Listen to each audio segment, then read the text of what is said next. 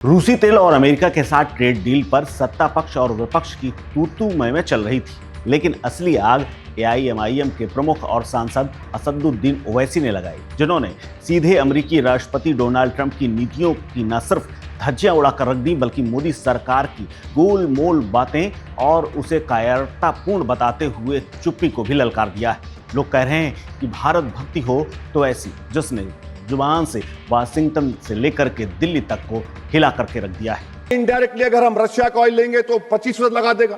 कौन है सर वो गोरी चमड़ी वाला वहां बैठकर हमको बोलने वाला? ट्रेड डील से ओवैसी कितना नाराज है, ये उनके हर शब्द से पता चल रहा है। ओवैसी ने डील के पन्ने देख करके इसे हिंदुस्तान की संप्रभुता पर सीधा हमला बताया है और कह दिया है ट्रंप ने आदेश पर हस्ताक्षर करके भारत को धमका दिया है कि अगर हम रूस से तेल खरीदेंगे तो 25% आयात शुल्क की मार पड़ेगी। ये अमरीकी दबंगई, एक विदेशी गोरी चमड़ी वाला हम पर हुक्म चलाने का सपना देखता है और हमारी सरकार बस चुप्पी साधे बैठी है। ओवैसी ने कहा है कि हम आज़ादी इसलिए नहीं पाए थे कि कोई ट्रंप जैसा बाहरी शख्स हमें ये बताएगा कि कहां से क्या खरीदें और कहां से क्या नहीं। इनडायरेक्टली अगर हम रशिया का ऑयल लेंगे तो 25% लगा देगा। कौन है सर वो गोरी चमड़ी वाला वहां बैठकर हमको बोलने वाला? किस हमने इस मुल्क को आजाद इसलिए करवाया था कि वहां बैठकर बोलेगा मैं जिससे चाह तेल खरीदूंगा। तुम होते कौन हो? तुम मेरे माई बाप हो क्या?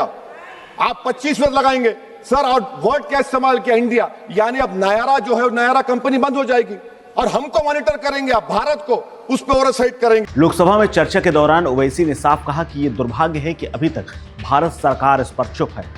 कोई भी सरकार की तबाही की लकीरें खींच रहा है, बैठकर हमारे फैसले ले रहा है और हम शांत हैं। 2019 में ईरान का ऑयल मत लो, बोले आपने गलती की, आपने ईरान का ऑयल नहीं लिया। तो अमेरिका ने कहा कि इराक से लो कंपैरेबल रेट पे, कंपैरेबल रेट पे, मार्केट रेट, नॉमिनल प्राइस पे नहीं। आज यूएस कह रहा है कि मोनोपोली रेट पे लो। कहां है सर? हम क्यों कर रहे हैं? क्यों इतना गिर रहे हैं इस गोरी चमड़ी वाले के सामने? आखिर हमारी हमियत कहां है? ओवैसी ने अमेरिका के साथ व्यापार समझौते के अलावा यूरोपियन यूनियन के साथ किए गई संधि को लेकर के भी चिंता जताई। उन्होंने साफ कहा कि भारत ने मेडिकल उपकरणों और उन्नत मशीनरी जैसे उत्पादों पर टैरिफ कम कर दिए, जिससे विदेशी सामान भारतीय बाजार में आसानी से आएगा, हमारा पैसा गिरेगा।